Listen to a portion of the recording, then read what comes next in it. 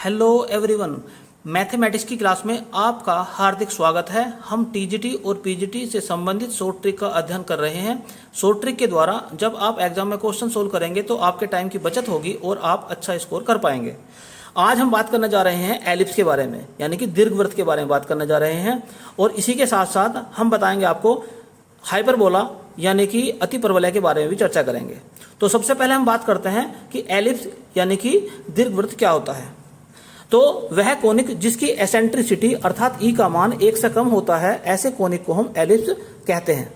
और एलिप्स पर स्थित किसी बिंदु से उसके फोकस एस को मिलाने वाली रेखा को पी एस कहते हैं और पी से नियता जेड एम पर डाले गए लंब की माप को हम पीएम कहते हैं। तो इस प्रकार से हम ये कह सकते हैं कि ई की जो परिभाषा होती है पी एस अपॉन पीएम को ई यानी कि एसेंट्रिसिटी कहते हैं और इसके लिए यानी कि एलिप्स के लिए ई का मान 1 से कम होता है। अब हम बात करते हैं कि जो एलिप्स है ये एक्चुअल में जो वृत्त होता है उसका ही एक बिगड़ा हुआ रूप आपको दिखाई दे रहा है, अर्थात वृत्त का ही एक परिवर्तित रूप है एक तरह से देखा जाए तो ये, या यूं कहें कि अगर इसमें हम ए और बी दोनों बराबर हो जाएं तो इस एलिप्स को ही हम वृत्त कहेंगे। ध्यान से देखो, यहाँ पर अगर बी की वैल्यू भी ए के बराबर हो जाए तो x square plus Y square is equal to A square हो जाएगा और ये बन जाएगा फिर वृत्त। अब हम बात करते हैं कि फोकस के बारे में बात करेंगे, शीर्ष के बारे में बात करेंगे और नियता के बारे में बात करेंगे। तो ये एक्स अक्ष है और ये वाई अक्ष है, दोनों अक्ष एक दूसरे को जिस बिंदु पर काटती है उसे कहते हैं इसका केंद्र यानी कि सेंटर, एलिप्स का सेंटर सी। इसके निर्देशांक हो जाते हैं 0 0 और ये एस है, यानी कि दीर्घवृत्त के अंदर दो फोकस होते हैं, एक एस और एक एस डैश।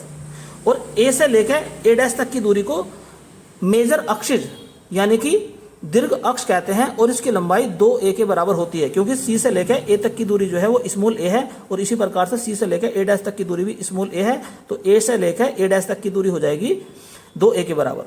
इसी प्रकार से बी डैश, बी से बी डैश तक की जो दूरी है ये हो जाएगी 2b के बराबर और इसे कहते हैं माइनर अक्ष यानी कि लघु अक्ष कहते हैं। तो दीर्घवृत्त में एक लघु अक्ष है और एक दीर्घ अक्ष है। दूसरी बात यह है कि जो नियता है यानी डायरेक्ट्रिक्स जो है वो एक्स अक्ष के लंबवत है, यानी कि एम जेड जो है वो डायरेक्ट्रिक्स है। इधर इसी प्रकार से एम डैश जेड डैश भी डायरेक्ट्रिक्स है, अर्थात इसकी दो डायरेक्ट्रिक्स होती हैं।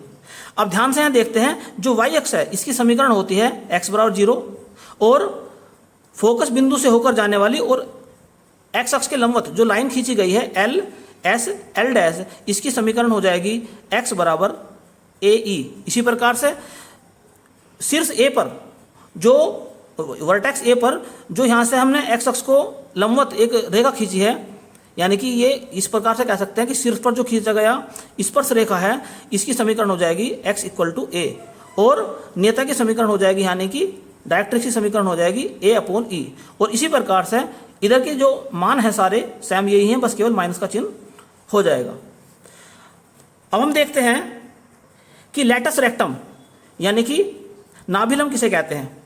तो वह रेखा या वह लाइन या स्ट्रेट लाइन जो इसके नाभि से होकर जाती हो और इसकी अक्ष पर लंबवत हो, यानी कि एल एल डैश या L1 डैश, दोनों एक ही हैं। इसे कहते हैं लेटस रेक्टम और इसकी लंबाई जो है यानी कि एल आर की लंबाई जो है 2l या 2b स्क्वायर अपॉन a के बराबर होती है। b क्या है यहाँ, ये है अर्ध लघु अक्ष और a जो है वो है अर्ध दीर्घ अक्ष, यानी कि c से लेकर b तक की दूरी को स्मॉल b कहते हैं या c से लेकर b डैश तक की दूरी को स्मॉल b कहते हैं और a जो है c से लेकर a तक की दूरी या c से लेकर a डैश तक की दूरी है। आगे हम देखते हैं कि जो इसकी डायरेक्ट्रिक्स यानी कि जो इसकी एसेंट्रिसिटी यानी कि ई है उसका फॉर्मूला होता है 1 माइनस बी स्क्वायर अपॉन ए स्क्वायर का अंडर रूट, यानी कि इस प्रकार से हम ये कह सकते हैं कि ई का फॉर्मूला हम b और a के अनुपात से निकाल सकते हैं। आइए हम देखते हैं यदि इस एलिप्स को हाइपरबोला में बदल दिया जाए तो हाइपरबोला और एलिप्स में क्या डिफरेंस हो जाएगा। तो सबसे पहले मैं थोड़ा चित्र बदल देता हूं। ये तो चित्र कुछ इस प्रकार से मैंने कुछ इसमें पोर्शन हटा दिया। अब देखते हैं क्या क्या परिवर्तन इसके अंदर होंगे। पहली बात तो ये हो जाएगी कि इसके ई का मान जो है ग्रेटर देन हो जाएगा 1 के। दूसरी बात हो जाएगी यहाँ पर हो जाएगा प्लस का चिन्ह, या यूं कहें अगर एलिप्स को हाइपरबोला बदलना चाहते हैं तो जहाँ पर भी बी स्क्वायर लिखा है उसके स्थान पर माइनस बी स्क्वायर लिख दो। तो यहाँ पर भी क्या हो जाएगा, माइनस बी स्क्वायर, अर्थात यहाँ जो माइनस का चिन्ह आ जाएगा और एलिप्स का बन जाएगा हाइपरबोला। और यहाँ पर भी ई जो है ग्रेटर देन 1 हो जाएगा। अब दूसरी बात देखते हैं, इसकी आकृति कुछ इस प्रकार से बन जाएगी, ऐसी यहाँ पर। और ये बात आप अच्छी तरह जानते हैं, फोकस जो होता है वो इसके पेट में आ जाता है, अर्थात इसके अंदर होता है। तो यहाँ पर जेड नहीं होगा, ना ही ये होगा, यहाँ पर ये हो जाएगा एस, और ऐसे ही इधर हो जाएगा एस डैश। तो जेड कहाँ चला जाएगा, एक्चुअल में ये जेड हो जाएगा, जेड इसका पीछे रहेगा। ये परिवर्तन होते चले जाएंगे इसमें। अब जो एस है उसके निर्देशांक क्या हो जाएंगे, ए ई, तो एक्स हो जाएगा ए ई। यहाँ पर क्या रहेगा, ये जेड का फॉर्मूला बन जाएगा ए अपॉन ई। ऐसे यहाँ पर इसका बन जाएगा एक्स माइनस ए अपॉन ई, ये तो ए रहेगा, और ये बन जाएगा आपका माइनस का ए ई। तो और क्या परिवर्तन रह गया है, सभी परिवर्तन, ये माइनस का है इधर भी, ये इसमें परिवर्तन हो जाएंगे। तो ये इसकी आकृति हो जाएगी। नाम वही है, ए से ए डैश तक की जो डिस्टेंस है उसे दीर्घअक्ष, और बी से बी डैश तक की जो डिस्टेंस है इसे कहते हैं लघु अक्ष, न कहकर इसको जो है काल्पनिक अक्ष भी कह देते हैं। तो अब हम देखते हैं इन दोनों टॉपिक से संबंधित कौन कौन से ऐसे महत्वपूर्ण बिंदु हैं जिन पर आपके एग्जाम में क्वेश्चन आने की संभावना है या आए हुए क्वेश्चन है। उन्हीं टॉपिक पर धीरे धीरे हम चर्चा करेंगे, और इस वीडियो को आप ध्यानपूर्वक देखते चले जाएं, अंत तक देखें, क्योंकि यह वीडियो आपके एग्जाम की दृष्टि से बहुत ही महत्वपूर्ण होने वाली है। और ये जो कोऑर्डिनेट के टॉपिक चल रहे हैं, अगर ये टॉपिक आपने आपसे पहले कभी पढ़े भी नहीं है तब भी कोई दिक्कत नहीं है। आप केवल और केवल जो मैं बता रहा हूँ इन बातों को ध्यानपूर्वक देखते चल जाएं, और आप एग्जाम में जो क्वेश्चन आएंगे मुझे पूरी उम्मीद है कि आप सारे क्वेश्चन एग्जाम में कर देंगे। तो आइए देखते हैं कैसे कैसे क्वेश्चन इसमें बनते हैं और कौन सा टॉपिक हम सबसे पहले लेकर चलते हैं। तो सबसे पहले हम बात करते हैं एलिप्स की टेंजेंट के बारे में बात करते हैं। तो ये एलिप्स की इक्वेशन ऊपर लिख दी मैंने। तो अगर पॉइंट x1 y1 पर कहा जाए कि ये जो एलिप्स है इस वाले बिंदु पर x1 y1 पर इसकी टेंजेंट की इक्वेशन क्या होगी, तो इक्वेशन क्या हो जाएगी, x1 upon a into x plus y1 upon b into Y is equal to 1। और अगर कहा जाए कि पॉइंट थीटा या फाई पर टेंजेंट की इक्वेशन क्या होगी, तो पहले तो बात ये समझ लो कि पॉइंट थीटा या फाई का क्या अर्थ होता है। अगर मैं लिखता हूं पॉइंट थीटा या पॉइंट फाई, तो इसका अर्थ ये होता है a कोस थीटा या फाई और b कोस b साइन थीटा या फाई। ये एक्चुअल में ये है इसकी पैरामेट्रिक इक्वेशन एलिप्स की, अर्थात x is equal to a cos phi या y is equal to b sine phi. ये दोनों जो हैं ये इस एलिप्स की पैरामेट्रिक इक्वेशन है, अर्थात अगर x और y के मान इसमें रख देंगे तो ये इक्वेशन को संतुष्ट कर देंगे। तो पॉइंट फाई पर टेंजेंट की इक्वेशन क्या होगी, तो यहां पर x1 के स्थान पर a कोस फाई रख देंगे और y1 के स्थान पर b साइन फाई रख देंगे। यहां पर इसमें a स्क्वायर है और यहां b स्क्वायर है, और जैसे ही हम कोस फाई में रखेंगे तो a कैंसिल हो जाएगा, तो नीचे बचेगा केवल a स्क्वायर, यहां से खत्म हो जाएगा। ऐसे यहां पर a b का स्क्वायर था, तो जैसे ही हम b साइन फाई रखेंगे y1 के स्थान पर तो एक b कैंसिल हो जाएगा, तो साइन फाई अपॉन b बचेगा। और यदि हम निकालना चाहते हैं कि टेंजेंट की इक्वेशन m की फॉर्म में, अर्थात परवलता या स्लोप की फॉर्म में निकालना चाहते हैं, तो y का फॉर्मूला बन जाएगा, यानी कि टेंजेंट की इक्वेशन फिर ये बन जाएगी mx plus minus a square m square plus b square का under root. Condition of tangency, इसका अर्थ क्या होता है कि मान ली जाए कोई रेखा है y is equal to mx plus c, ये इस एलिप्स पर टेंजेंट कब होगी, जब c स्क्वायर का मान a square m square plus b square के बराबर हो जाएगा। तो ये कहलाती है कंडीशन ऑफ टेंजेंसी, अर्थात जो दी हुई एक स्ट्रेट लाइन है वो इस एलिप्स पर टेंजेंट होगी अगर उसके c स्क्वायर का मान a square m square plus b square के बराबर हो जाए। चलिए अब देखते हैं क्वेश्चन, उससे पहले एक नोट पॉइंट में लिखता हूं जो इंपॉर्टेंट है। तो इस महत्वपूर्ण नोट के according tangent is drawn to the ellipse X square upon A square plus Y square upon B square is equal to 1 at 5, then the sum of intercepts on axis made by this tangent is minimum if. कहने का मतलब क्या है इसका? इसमें ये बात समझाने की कोशिश करी गई है कि ये एलिप्स है, इस पर ये टेंजेंट खींची गई है पॉइंट पी पर, जिसके कोऑर्डिनेट होते हैं a cos फाई और b sin फाई। इस पॉइंट पी पर टेंजेंट खींची गई है। ये टेंजेंट जो कोऑर्डिनेट अक्षिज हैं, इनके बीच में जो कटे हुए भाग हैं, कौन कौन से भाग हैं? यहां से लेके a तक का और यहां से लेके से b मान लो चलो। तो उसने कहा है कि इनका जो सम होगा ए सी और बी सी का जो सम होगा वो मिनिमम होगा। कब होगा? जब ये एंगल इतना होगा, कितना? tan cube phi is equal to b upon a. तो ये जो कटे हुए भागों का जो सम है, यानी कि ए सी प्लस बी सी का जो सम है, ये मिनिमम होगा अगर tan फाई की वैल्यू इसके बराबर हो जाए। तो आइए देखते हैं क्वेश्चन इस पर कैसे एग्जाम में आए हैं। तो क्वेश्चन आपके सामने है जो कि टीजीटी 2004 में आया था। The tangent is drawn to ellipse X square upon 27 plus Y square is equal to 1 at, ये पॉइंट का नाम दे रखा है उसने, then the value of theta such that sum of intercepts on its on axis made by this tangent is minimum is.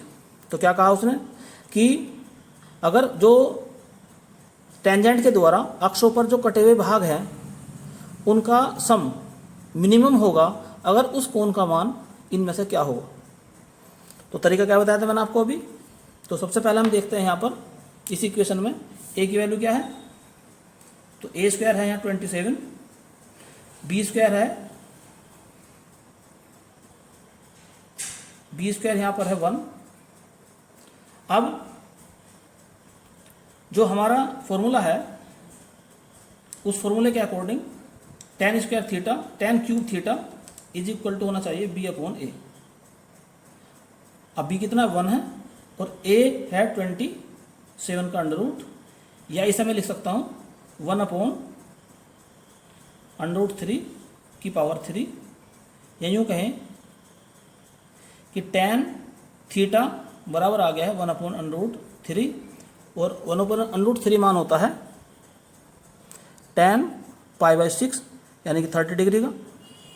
तो इस प्रकार हमने देखा कि थीटा का मान यहाँ पर आ गया है पाई बाई 6। तो इसका ऑप्शन जो है सी सही है। नेक्स्ट क्वेश्चन आपके सामने है जो कि टीजीटी 2013 में आया था। The equation of tangent at the point X dash Y dash to the ellipse X square upon A square plus Y square upon B square is equal to 1। तो मैंने क्या फॉर्मूला बताया था अभी आपको? मैंने बताया था आपको अभी कि x1 upon A square into x plus y1 upon B square into Y is equal to 1। तो इससे मिलान कर लो, यहाँ 1 की जगह डैश लगा हुआ है, तो इसमें ऑप्शन जो है ए सही है।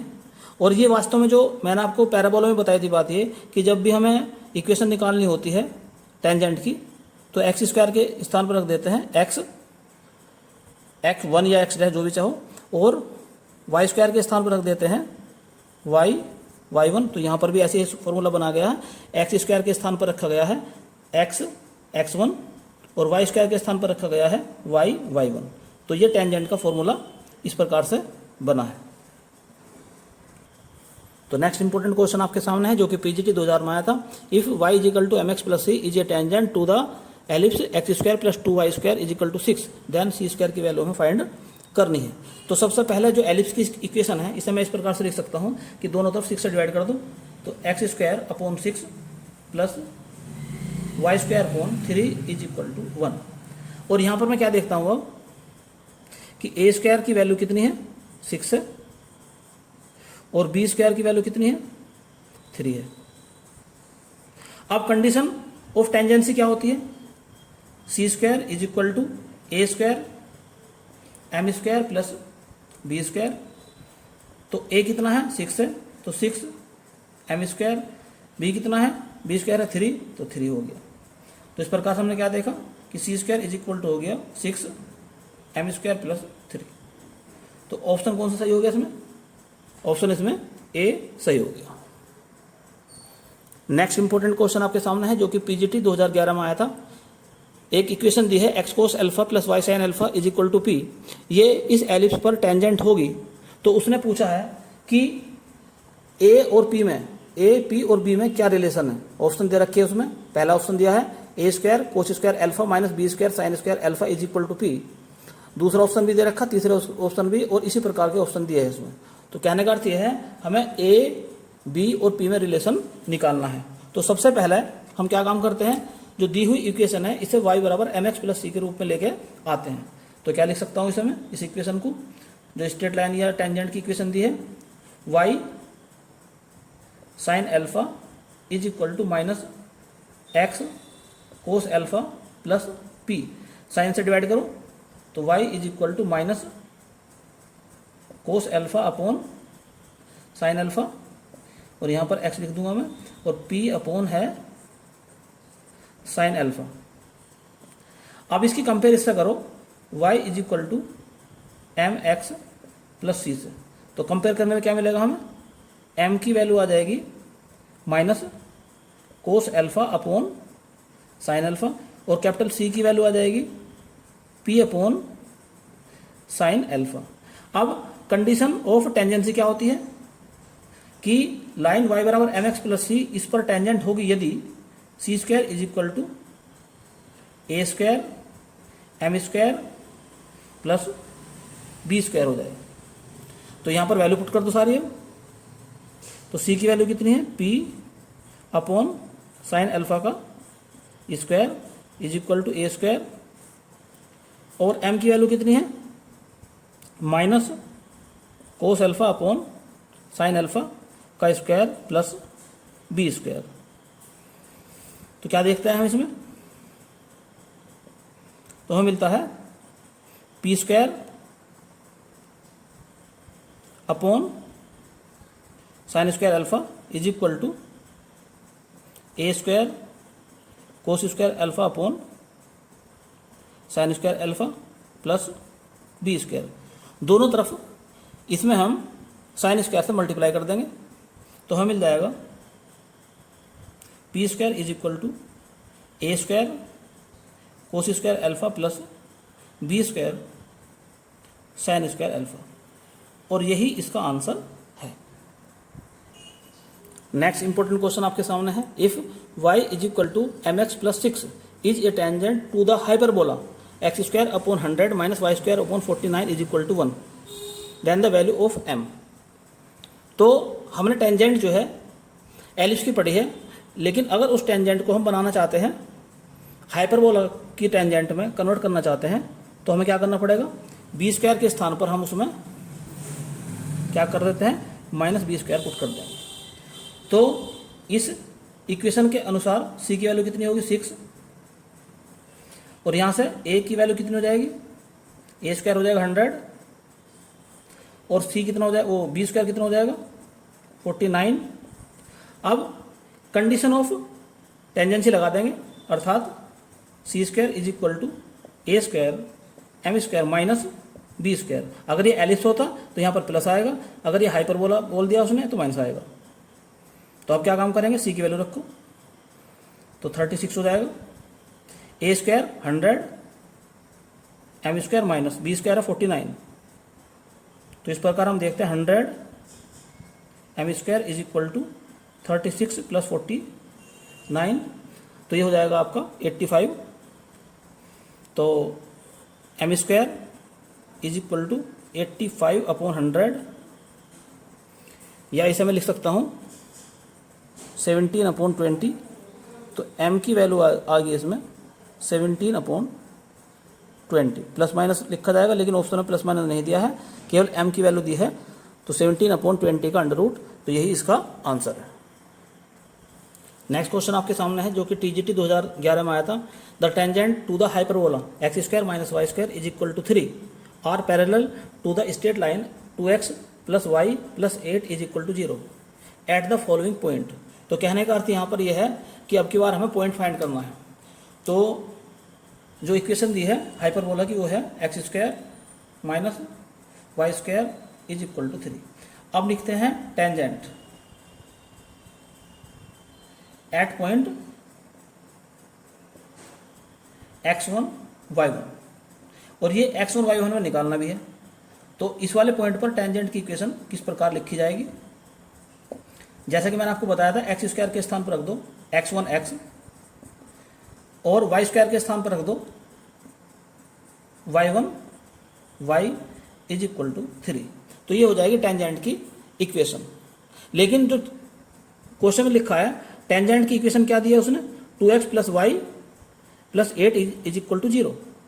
तो इक्वेशन नहीं, इसके पैरेलल है, सॉरी इसके पैरेलल दी है। तो पैरेलल का मतलब यह होगी ये वाले जो कोफिशिएंट के अलावा यानी कांस्टेंट टर्म के अलावा जो वैल्यू है ये दोनों में सेम होनी चाहिए, या यूं कहें कि इनका अनुपात सेम होना चाहिए। तो कहने का अर्थ ये हो गया कि x1 अपॉन 2 बराबर होना चाहिए माइनस y1 अपॉन 1 के, या यूं कहें कि x1 का मान यहाँ पर आ गया है माइनस के 2y1 के। इसे हम डाल सकते हैं इक्वेशन नंबर 1, इसे हम डाल सकते हैं इक्वेशन नंबर 2। अब जैसा कि हमें पता है कि ये x1 y1 पॉइंट जो है इस जो हमारा ये हाइपरबोला है इस पर है। तो अगर कोई पॉइंट किसी हाइपरबोला या किसी भी कोनिक पर होता है तो वो उसकी इक्वेशन को संतुष्ट करेगा, अर्थात x1 y1 रखने पर ये इक्वेशन जो है इस प्रकार से बन जाएगी। अब इसमें हम क्या काम करेंगे, x1 के स्थान पर क्या रख देंगे, 2y1 रख देंगे। तो x1 के स्थान पर रख सकते हैं हम माइनस के 2y1 का स्क्वायर माइनस y1 का स्क्वायर इज इक्वल टू 3। तो ये हो जाएगा 4 में से 1 करेंगे 3 आ जाएगा। तो 3y1 का स्क्वायर इज इक्वल टू हो जाएगा 3, या यूँ कहें कि y1 का जो मान यहाँ पर आ गया है प्लस माइनस 1 आ गया। तो y1 की वैल्यू कितनी निकल के आई, प्लस माइनस 1। अगर हम y1 की वैल्यू क्या मान लें, हम 1 मान लें, तो जो इक्वेशन हमारी है 2, तो क्या मिलेगा हमें, x1 का मान क्या मिल जाएगा -2 और y1 की वैल्यू 1 है, तो यानी -2 मिल गया। तो कहने का अर्थ ये हो गया कि जो x1 y1 है उसका मान निकल कर आ गया -2 और 1। अब दूसरी कंडीशन लेके चलते हैं, यदि y1 का मान क्या मान ले जाए, -1 मान ले जाए, तो इक्वेशन नंबर 2 से ही निकालते हैं x1 इज इक्वल टू -2 -1 यानी कि 2। तो कहने का अर्थ ये आ गया इस कंडीशन में x1 y1 आपका आ जाएगा 2 -1। तो हम देखते हैं कि ऑप्शन कौन सा सही है इसमें। तो आपको दिखाई दे रहा होगा इसमें ऑप्शन कि इसमें ऑप्शन जो है बी सही है, 2 -1 और -2 1। तो इसमें ऑप्शन आ गया बी सही। चलिए अब देखते हैं इसकी शॉर्ट ट्रिक के द्वारा इस क्वेश्चन को देखते हैं कैसे सोल्व करते हैं। तो जैसे कि उसमें लिखा है कि इस हाइपरबोला पर वो पॉइंट बताना है जिस पर टेंजेंट इस टेंजेंट के पैरेलल है। तो कहने का अर्थ ये हो गया कि ये जो पॉइंट है इनमें से कोई सा पॉइंट इस पर जरूर स्थित है। तो सबसे पहले हम एक पोर्शन लेकर चलते हैं जिसमें पॉइंट है 2 1। तो इस इक्वेशन में रखते हैं x के स्थान पर 2 और y के स्थान पर 1। तो क्या मिलेगा हमें, 2 का स्क्वायर माइनस 1 का स्क्वायर, तो 4 -1 इज इक्वल टू 3। तो ये ऑप्शन तो सही आ गया। अब इसमें दूसरा भी तो लिखा है, लेकिन साथ में क्या लिखा है 1 2। तो 1 का स्क्वायर माइनस 2 का स्क्वायर, तो 1 - 4 इज इक्वल टू -3। ये गलत हो गया क्योंकि आना क्या चाहिए था, 3 आना चाहिए था। तो इस प्रकार से ये पूरा ऑप्शन जो है गलत हो गया। अब हम देखते हैं बी ऑप्शन चेक करके। तो बी ऑप्शन में क्या लिखा है 2 -1। तो करते हैं चेक इसे भी। तो 2 का स्क्वायर माइनस -1 का स्क्वायर, तो ये आ जाएगा 4 - 1 यानी कि 3। तो पहला ऑप्शन से सही बैठ रही है बात। अब दूसरा ऑप्शन देखते हैं। तो दूसरे ऑप्शन क्या लिखा है -2 1। तो -2 का स्क्वायर और यहाँ 1 का स्क्वायर, तो 4 - 1 इज इक्वल टू 3। तो इससे सही बैठ गया। तो कहने का अर्थ ये हो गया कि इसका ऑप्शन बी सही हो गया। आप चेक कर सकते हैं, सी ऑप्शन को भी चेक कर लेना और डी को भी चेक कर लेना, उसमें मैं 3 के बराबर नहीं आएगा। तो इस प्रकार से हम शॉर्ट ट्रिक के द्वारा भी इसका आंसर निकाल सकते हैं। तो नेक्स्ट इंपॉर्टेंट क्वेश्चन आपके सामने है, the equation of tangent at a sec phi comma b tan phi to the hyperbola x square upon A square minus y square upon B square is equal to 1। हमने आपको formula बता दिया है ellipse के tangent का। चलिए अब देखते हैं कि हाइपरबोला के टेंजेंट के लिए क्या निकल कर आता है। तो इक्वेशन क्या दी है, एक्स स्क्वायर अपॉन ए square minus y square upon B square दी है। तो पहले हम टेंजेंट निकालते हैं इसकी eight the point x1 y1। तो क्या ट्रिक बताई थी मैंने आपको अभी कि एक्स स्क्वायर के स्थान पर x1 x रख दो, तो x1 x अपॉन ए स्क्वायर माइनस वाई स्क्वायर के स्थान पर y1 y रख दो upon B square is equal to 1। अब क्या करना है हमें इसके बाद में कि उसने पॉइंट दिया है a sec फाई और b tan फाई। तो एक्चुअल में ये जो है पहला पॉइंट ये तो हो गया x1 और ये हो गया आपका y1। तो यहां पर x1 के स्थान पर रख देंगे a sec फाई, तो a sec phi upon A square और यहां पर क्या है x है माइनस y1 के स्थान पर रख देंगे b tan phi upon B square, यहां पर y है इज इक्वल टू 1। तो यहां से a कैंसिल हो जाएगा, तो फॉर्मूला निकल कर आ गया x upon a sec phi minus y upon b tan phi is equal to 1। यही हाइपरबोला के लिए टेंजेंट का इक्वेशन है। और याद रखने की वाली बात यहाँ पर यह है कि ये एक्चुअल डायरेक्ट फार्मूला है, मैंने आपको निकाल कर जरूर दिखाया है, लेकिन आप डायरेक्ट भी इसको याद रखेंगे ज़्यादा अच्छा रहेगा। एक बात। दूसरी बात क्या है कि जिस प्रकार से पैराबोला की पैरामीट्रिक इक्वेशन है, एलिप्स की पैरामीट्रिक इक्वेशन है, इसी प्रकार से ये बात भी आप नोट रखना कि अगर कहा जाए कि हाइपरबोला की पैरामीट्रिक इक्वेशन लिखो, तो एक्चुअल में ये जो हम पॉइंट लिखते हैं ये हाइपरबोला की पैरामीट्रिक इक्वेशन ही होती है, अर्थात x is equal to a sec phi और y इज इक्वल टू है b tan फाई। ये वास्तव में जो हाइपरबोला है इसकी पैरामीट्रिक इक्वेशन है। आगे देखते हैं। अब हम बात करते हैं नॉर्मल की, अर्थात एलिप्स पर और हाइपरबोला पर नॉर्मल की इक्वेशन किस प्रकार से ज्ञात की जाएंगी। तो सबसे पहले हम बात करते हैं एलिप्स के बारे में। तो अगर हम एलिप्स की निकालना चाहते हैं पॉइंट x1 y1 पर, तो क्या इक्वेशन बन जाएगी, a square upon x1 into x minus b square upon y1 into Y is equal to A square minus b square. इसी प्रकार से अगर हम निकालना चाहते हैं पॉइंट फाई पर, तो फाई का मतलब क्या होता है ये आपको पहले बताया था मैंने कि पॉइंट फाई का अर्थ यहाँ ऊपर होता है ए कोस फाई और बी साइन फाई। तो जब हम x1 के स्थान पर ए कोस फाई लिखेंगे तो ए कम हो जाएगा, तो a upon cos phi into x minus b upon sine phi into Y is equal to A square minus b square. या कोस का उल्टा हम सेक के रूप में लिख सकते हैं। तो पॉइंट फाई पर ही टेंजेंट की इक्वेशन इस प्रकार से भी लिखी जा सकती है, a sec phi x minus b cosec phi y is equal to A square minus b square. अब हम देखते हैं कि नॉर्मल की इक्वेशन जो है वो स्लोप के फॉर्म में क्या होगी। तो नॉर्मल की इक्वेशन एलिप्स पर स्लोप की फॉर्म में हो जाएगी y is equal to m x minus a square minus b square into m upon A square plus m square b square का अंडर रूट। और कंडीशन ऑफ जो normal होगी,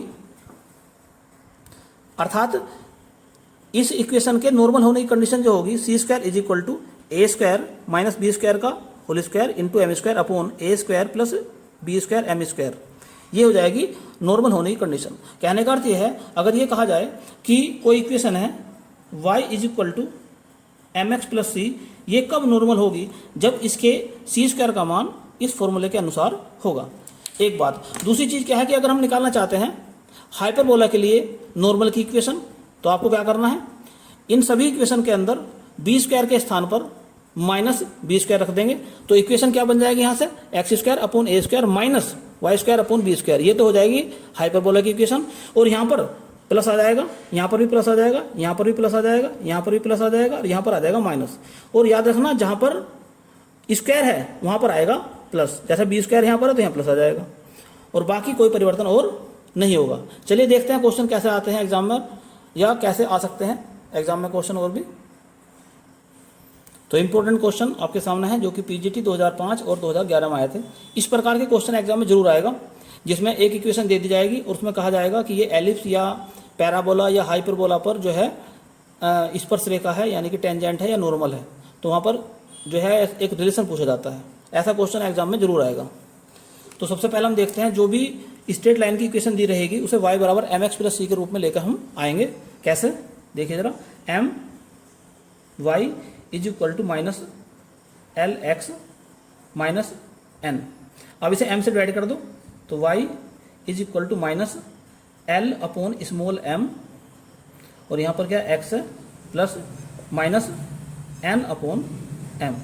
अब इसकी कंपेयर करो इससे, y is equal to m x plus c से इसकी कंपेयर करो, तो हमें क्या मिलेगा कि m का मान जो आ जाएगा निकल के minus l upon small m, और c का मान आ जाएगा minus n upon small m। अब कंडीशन ऑफ टेंजेंसी क्या होती है, वो ये होती है c capital square is equal to capital M का square a square minus b square का square upon a square plus b square capital M का स्क्वायर, ये होती है। अब इसमें हम सारी वैल्यू पुट कर देते हैं।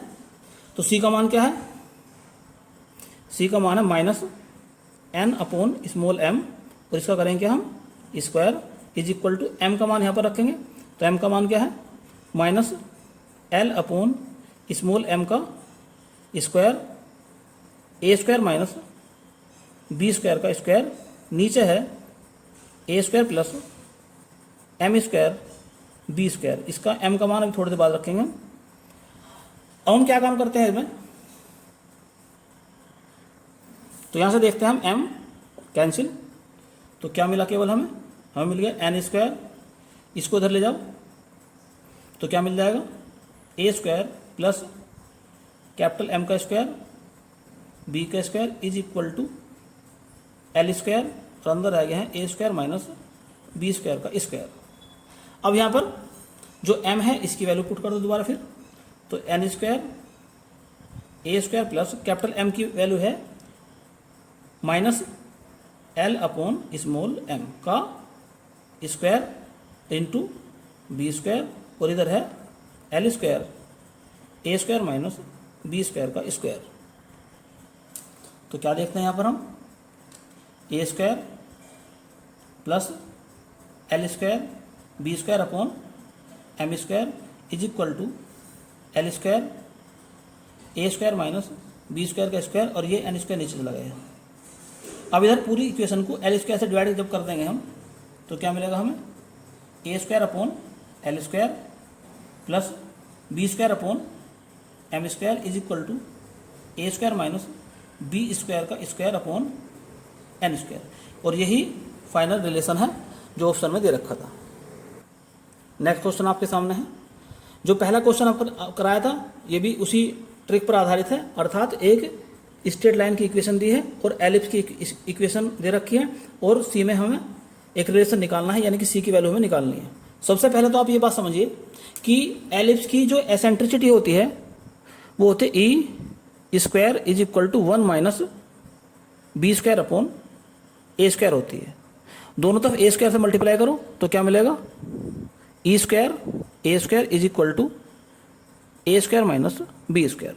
तो कहने का अर्थ यह है कि यहाँ पर लिखा है ए स्क्वायर ई स्क्वायर, यहाँ पर लिखा है ए स्क्वायर ई स्क्वायर, यहाँ पर भी लिखा है ए स्क्वायर ई स्क्वायर। तो ये मान के चलो कि इन सब के स्थान पर आ जाएगा a square minus b square. तो हमें जो वैल्यू निकालनी है ना, सी की वैल्यू निकालनी है a square minus b square, या सी की वैल्यू निकालनी है हमें 5 ए स्क्वायर माइनस बी स्क्वायर, या 5 सी की वैल्यू निकालनी है हमें a square minus b square. तो इसके ऑप्शन का रूप इस प्रकार से चेंज हो जाएगा।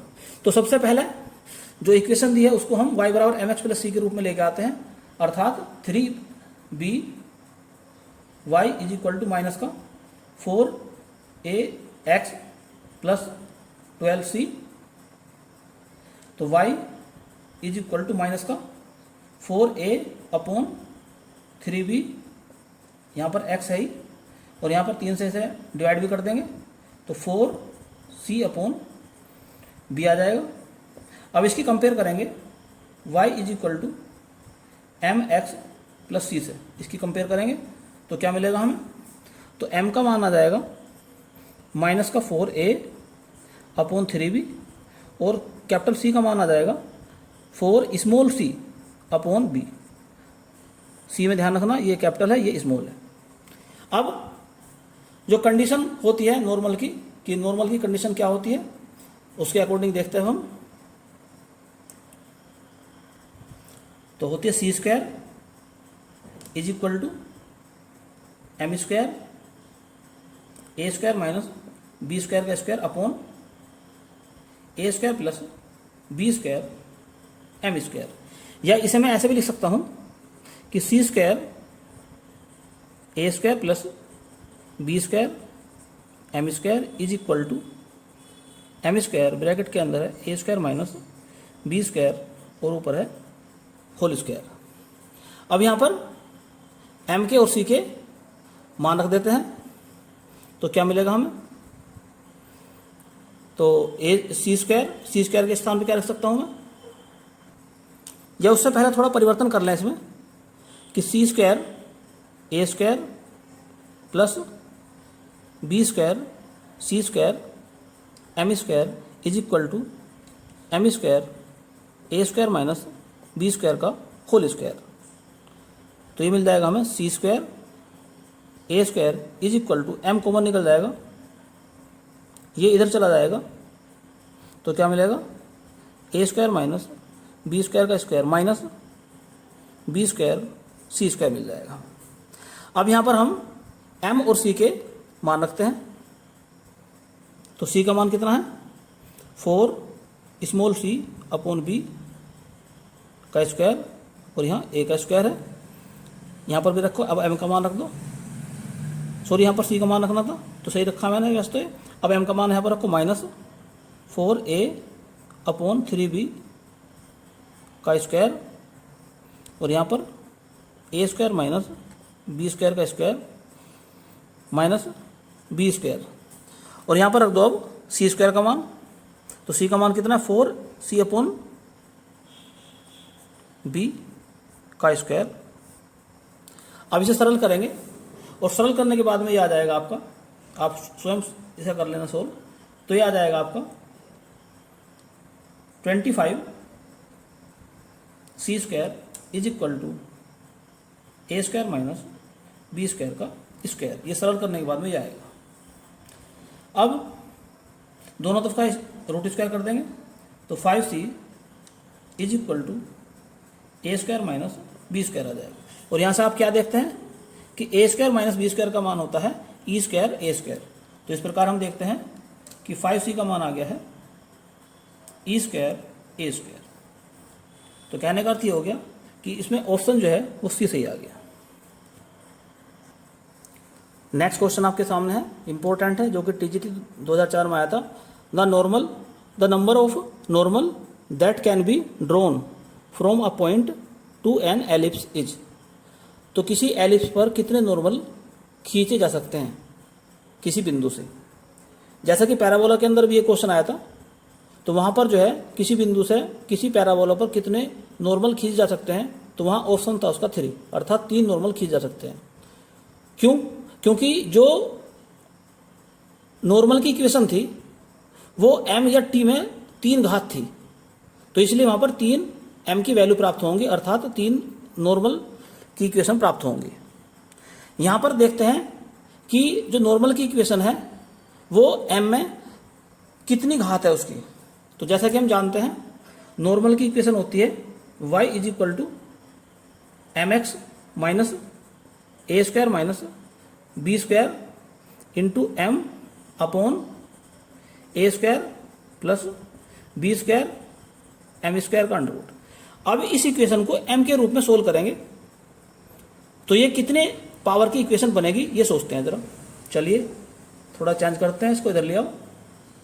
A square minus b square m upon A square plus B square m का एम स्क्वायर और इसका under root is equal to m x minus y. अब दोनों तरफ का स्क्वायर कर दो क्योंकि हमें m के रूप में इक्वेशन बनानी है। तो क्या मिलेगा हमें a square m square a square minus b square into m square upon A square plus B square m square is equal to m x minus y का whole square.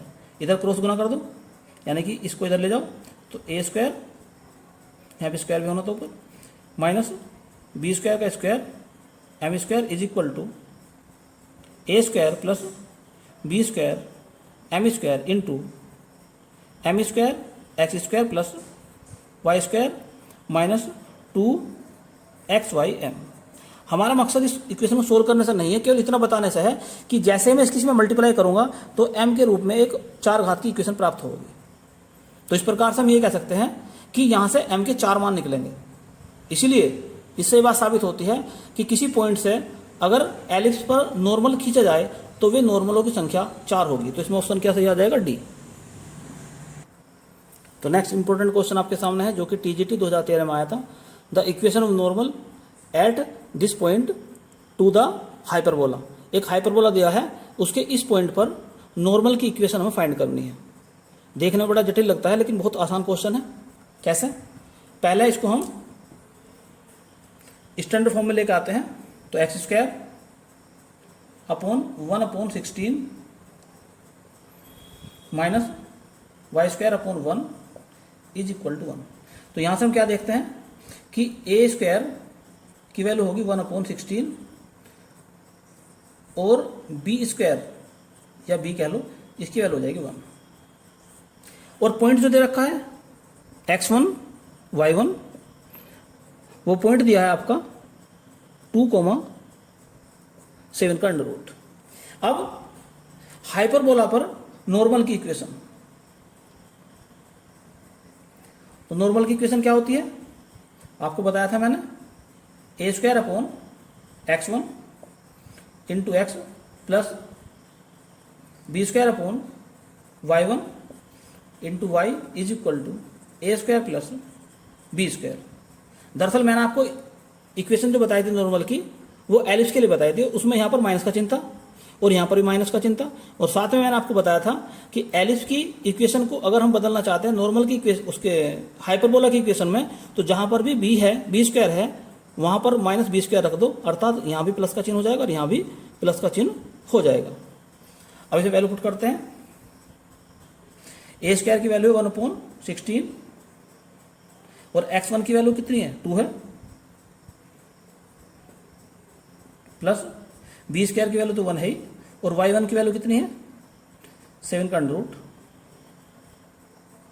Is equal to A square यानी कि 1/16 plus 1, या इसे हम लिख सकते हैं 17/16।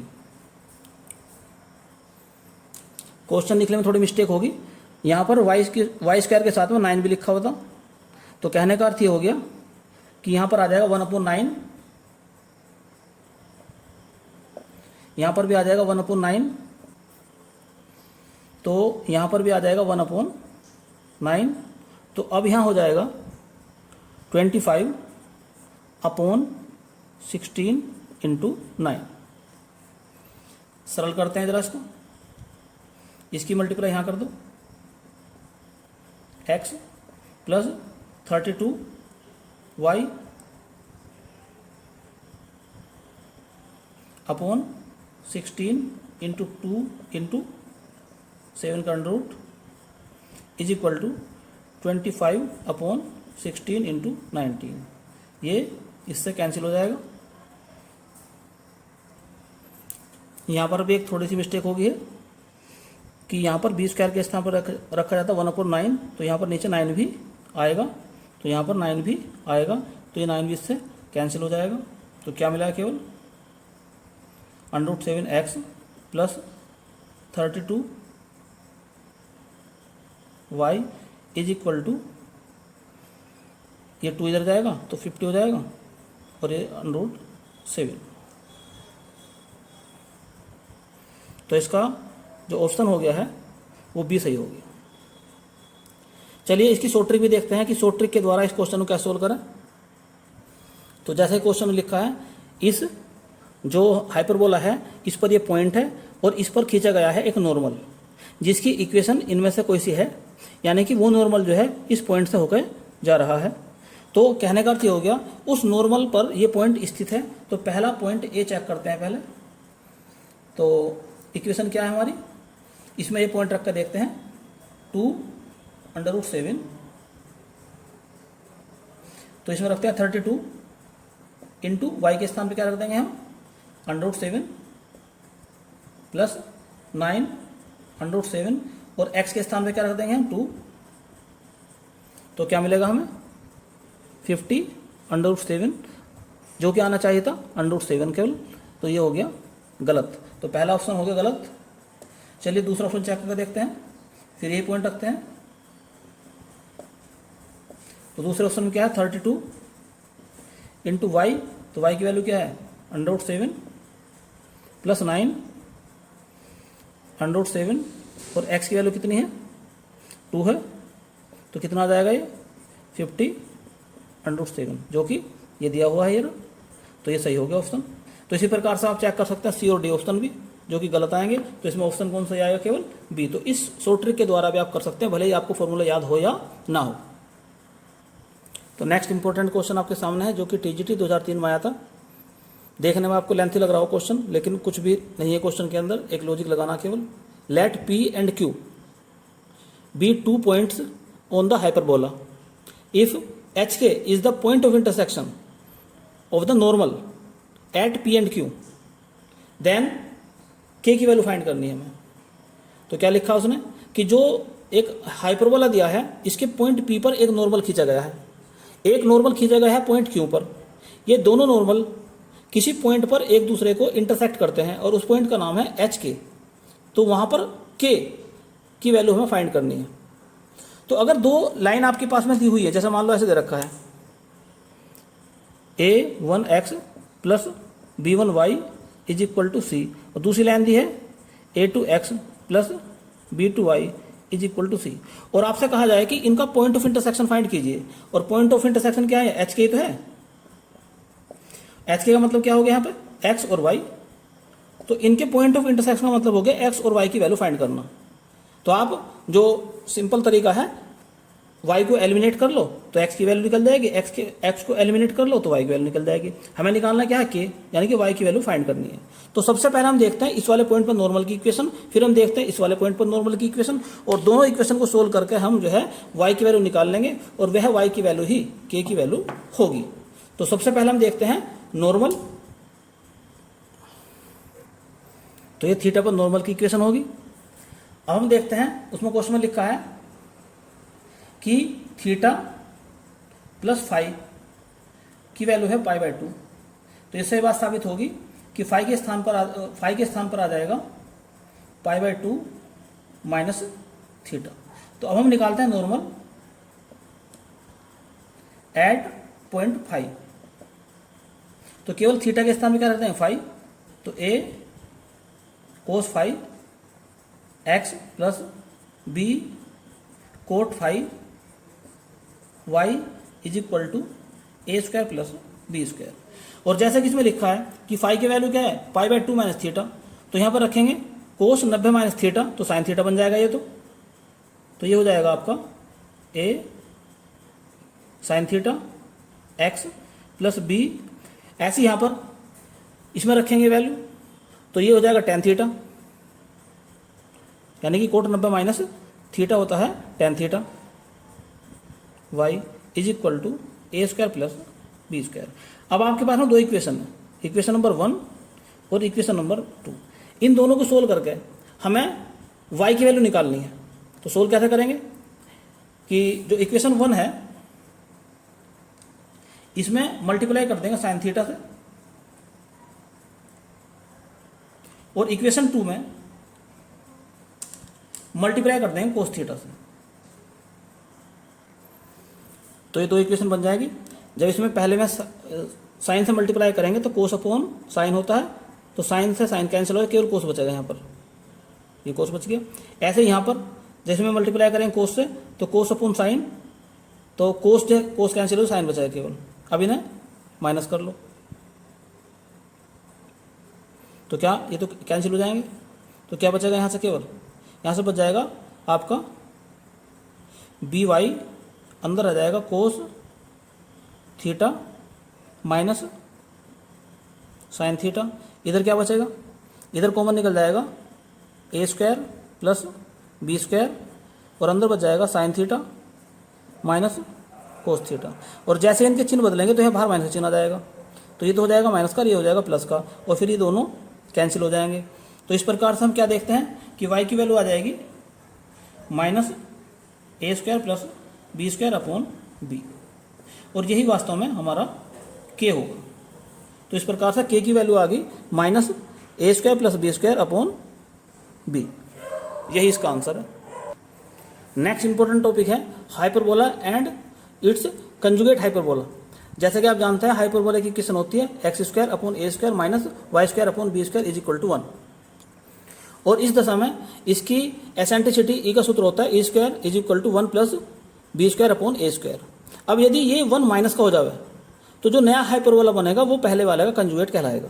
तो यानी कि इसका कंजुगेट ये कहलाएगा x square upon A square minus y square upon B square is equal to -1, या इसको ऐसे लिख सकते हैं y square upon B square minus x square upon A square is equal to 1। तो यहाँ पर ई का जो फॉर्मूला बन जाएगा इस कंजुगेट की जो एसेंट्रिसिटी होगी उसमें ए और बी आपस में चेंज हो जाएंगे, अर्थात E1 स्क्वायर हो जाएगा 1 प्लस ए स्क्वायर अपॉन बी स्क्वायर। अब यदि इन दोनों को मैं जोड़ दूं तो क्या होगा, तो देखते हैं अभी हम। पहले इनका उल्टा कर लें, 1 अपॉन ई स्क्वायर कर लें, क्या मिलेगा हमें a square upon A square plus B square, क्योंकि ये जो है इस प्रकार से लिख सकता हूँ मैं इसे a square plus B square upon A square, और इसको लिख सकता हूँ मैं a square plus B square upon B square. तो जैसे ही 1 अपॉन ई स्क्वायर निकाला मैंने तो ए स्क्वायर अपॉन ए स्क्वायर प्लस बी स्क्वायर हो गया। अब 1 अपॉन E1 का स्क्वायर निकालो तो क्या मिल जाएगा आपको बी स्क्वायर अपॉन ए स्क्वायर प्लस बी स्क्वायर। अब दोनों को ना ऐड कर दो, 1 upon e square plus 1 upon E1 का स्क्वायर, तो हमें क्या मिल जाएगा a square upon A square plus B square plus B square upon A square plus B square. तो ऊपर से इन्हें जोड़ेंगे तो 1 आ जाएगा ये। तो कहने का अर्थ ये हो गया 1 upon e square plus 1 upon E1 का स्क्वायर, ये 1 के बराबर होता है। अब ये E1 जो है एग्जाम में ई डैश भी लिखा आ सकता है या E1 E2 भी लिखे आ सकते हैं। इसका एक दूसरा रूप ये भी हो सकता है कि E1 का स्क्वायर प्लस ई का square upon e square into E1 का स्क्वायर इज इक्वल टू 1, या ई स्क्वायर प्लस E1 का square is equal to e square E1 का स्क्वायर। और ये एग्जाम में क्वेश्चन आए हुए हैं दोनों ही। 2005 में ये वाला संबंध पूछा गया था, पीजीटी 2005 में। इंपॉर्टेंट पॉइंट है, आप इस पॉइंट को जरूर तैयार कर लेना, एग्जाम में आने की संभावना है। नेक्स्ट इंपॉर्टेंट टॉपिक आपके सामने है पॉइंट ऑफ कॉन्टैक्ट फाइंड करना। जैसे एक लाइन दी है LX plus MY is equal to N, ये इस एलिप्स को टच करती है, तो इसका पॉइंट ऑफ कॉन्टैक्ट अर्थात वो स्पर्श बिंदु ज्ञात करना है जहां पर ये इसको टच करती है। तो सबसे पहले क्या काम करते हैं, मान लिया जाएगा कि वो पॉइंट ऑफ कॉन्टैक्ट जो है x1 y1 है, तो हम निकालते हैं x1 y1 पर इसकी टेंजेंट की इक्वेशन। तो टेंजेंट की इक्वेशन क्या हो जाएगी x1 y1 पर, तो x1 upon A square into x plus y1 upon B square into Y is equal to 1। लेकिन टेंजेंट की इक्वेशन दी क्या है, l x plus m y is equal to n. अब ये दोनों लाइन जो है एक ही लाइन को रिप्रेजेंट करेंगी, तो इसके अंदर क्या हो जाएगा, इनके जो कोफिशिएंट है समान अनुपात में होंगे अगर एक ही लाइन को रिप्रेजेंट करेंगी। कहने का अर्थ ये हो गया x1 अपॉन ए स्क्वायर, तो इसे भाग कर देंगे l से, बराबर y1 अपॉन बी स्क्वायर, इसे भाग कर देंगे m से, और 1 को भाग कर देंगे n से। तो यहाँ से पहला और तीसरा लेंगे तो x1 क्या निकल कर आ जाएगा, तो x1 निकल कर आ जाएगा यहाँ से, या पहले इसे नीचे लिख लो, तो x1 अपॉन ए स्क्वायर एल, यहाँ पर लिख लो y1 upon B square m is equal to 1 upon n। अब यहाँ से पहले को और थर्ड वाले अनुपात को लेंगे तो x1 आ जाएगा a square l upon n, और y1 आ जाएगा यहाँ से b square m upon n। तो इस प्रकार से हम क्या देखते हैं कि पॉइंट ऑफ कॉन्टैक्ट जो आ जाएगा x1 y1 वो आ जाएगा आपका a square l upon n comma b square m upon n. इस प्रकार से हम निकाल सकते हैं पॉइंट ऑफ कॉन्टैक्ट। तो यह लेक्चर आपको कैसा लगा कमेंट्स बॉक्स में लिख के जरूर बताएं, और इस वीडियो को यदि पसंद आई हो तो इस वीडियो को अधिक से अधिक लाइक और शेयर करें, और यदि चैनल आपने अभी तक सब्सक्राइब नहीं किया है तो चैनल को सब्सक्राइब कर लें और साथ ही साथ बेल आइकन का बटन भी दबा दें ताकि समय समय पर आपको नई नई और महत्वपूर्ण जानकारियाँ प्राप्त होती रहें। धन्यवाद।